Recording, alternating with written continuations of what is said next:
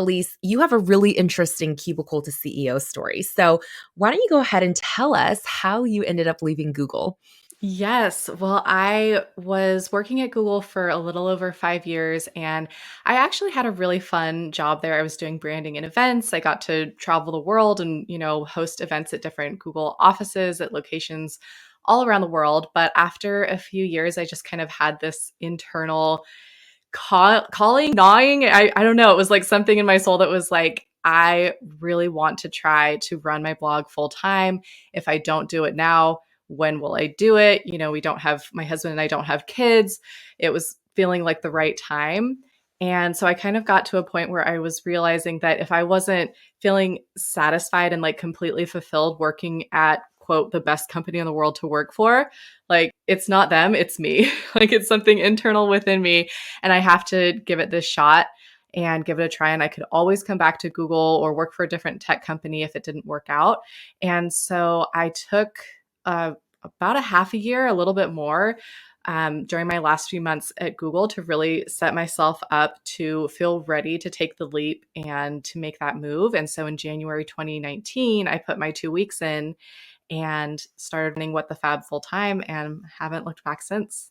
Was there a final moment that you really felt like that decision happened? Or do you really think it was more of a gradual coming to terms with, I kind of just have to do this?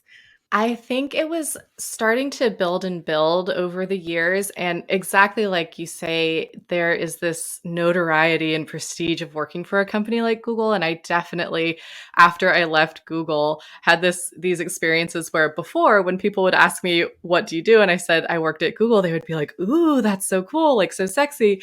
And then after I left, I definitely had some experiences where I said, I'm a blogger. And people were like, what? So it really had to be like, I had to be very certain and secure with myself of like, this is what I want to do, and not everyone's going to get it, and that's okay. To answer your question about if there was a moment when I knew, yes, and I remember it very distinctly.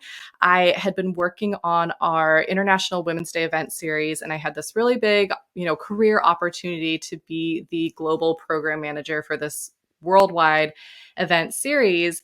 And I worked on these events and basically had a team of 50 under me who were executing them at different Google offices around the world. And it was super successful. The series like crushed all of the metrics and everything that we set for it, all the goals. And then afterwards, I was kind of like, okay, well, where do I go from here? What do I do now? And I asked my manager for some guidance, and he was like, well, you could go back to your old job. Like that's still available.